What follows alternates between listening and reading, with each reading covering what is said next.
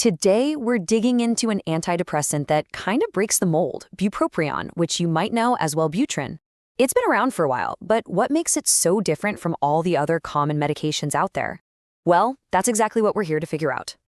Okay, but before we dive in, we have to get this out of the way, and it is incredibly important. The information we're about to go through is for educational purposes only. This is not medical advice. Your health, your situation, it's completely unique to you. So please always talk to your doctor or another qualified healthcare professional for any personal medical guidance. So what's the big deal with bupropion? Well, most antidepressants you've probably heard of, like Prozac or Zoloft, they work by targeting a brain chemical called serotonin. But bupropion, it's an outlier. It operates on a totally different pathway in the brain, and understanding that is the key to, understanding everything about it. So here's our roadmap. We'll kick things off with bupropion's unique brain chemistry. Then we'll jump into its uses and benefits, cover the really critical risks and cautions, look at the different ways it's prescribed, and finally, walk through what the treatment journey typically looks like. All right, let's start with the most fascinating part, what this medication is actually doing inside the brain. Seriously, if you get this part, everything else will make so much more sense. You'll see this acronym NDRI. It stands for norepinephrine dopamine reuptake inhibitor. It sounds complicated, but the name is actually a perfect clue to how it works. It targets two of the brain's most important chemical messengers, norepinephrine and dopamine. And this is where it gets really interesting. Look at this comparison. It's a huge contrast to the medications most people know, the SSRIs.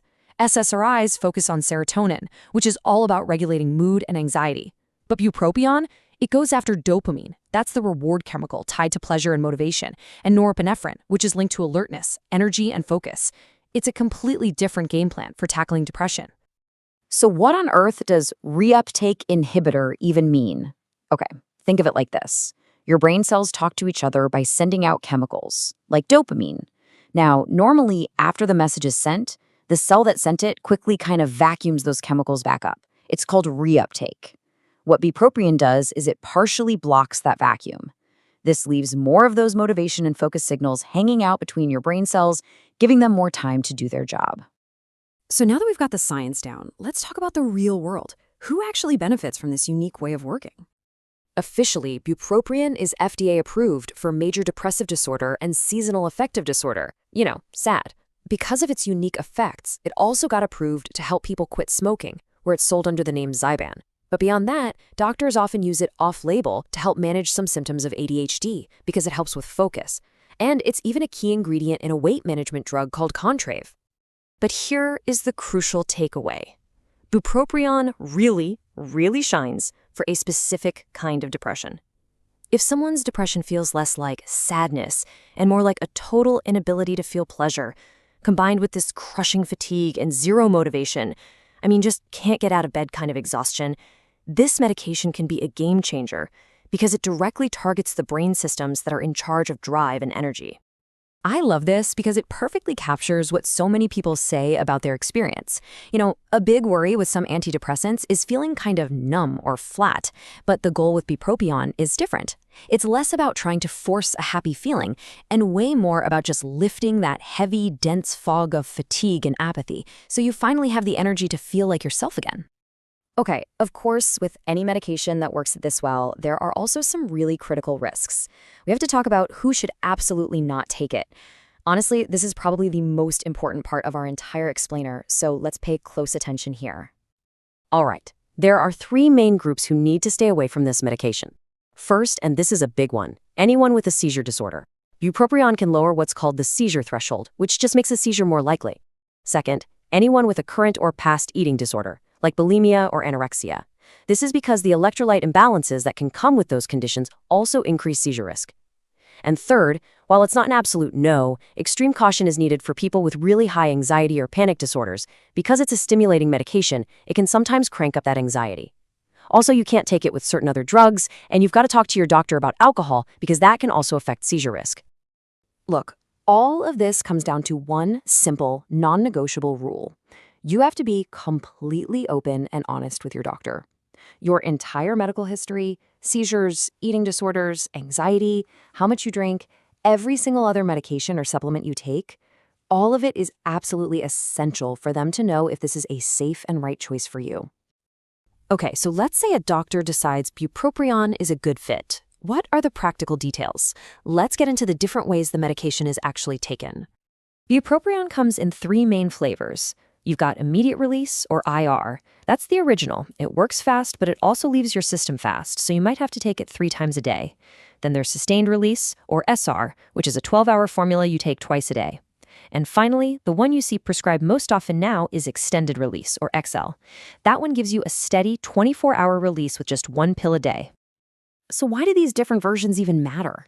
Well, it's all about making it easier to stick with it. I mean, the fewer times a day you have to remember to take a pill, the more likely you are to actually take it, right?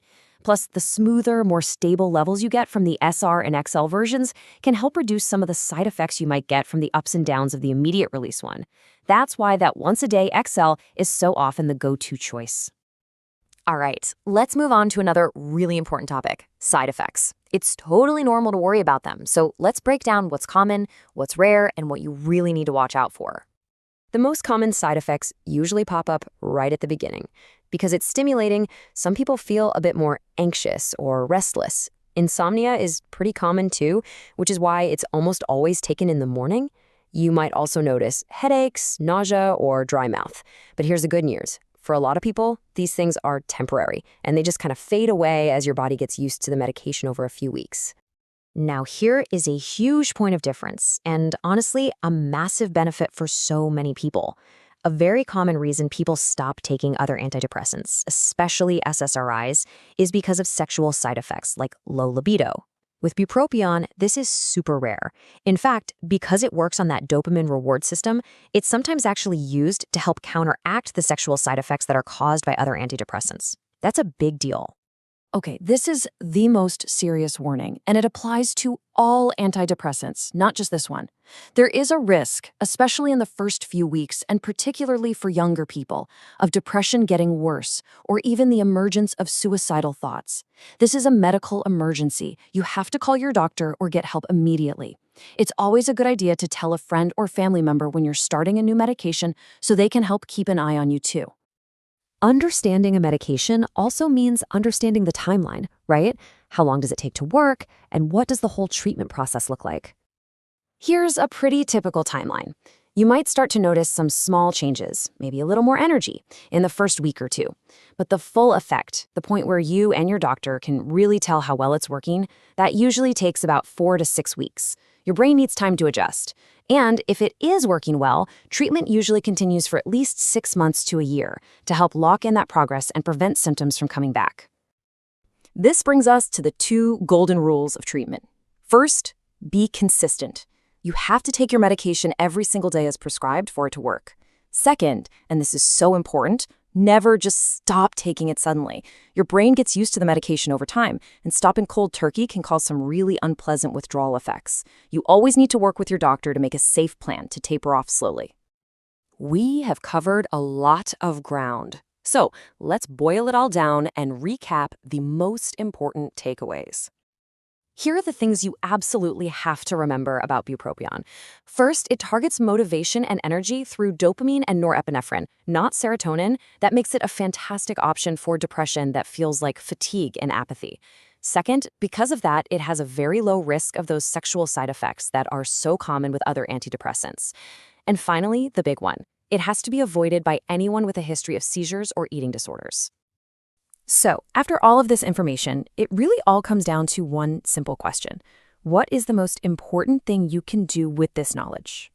The answer is to use it. Use it as a tool. Depression is a real, treatable medical condition. It's no different than diabetes or high blood pressure. There is zero shame in seeking treatment.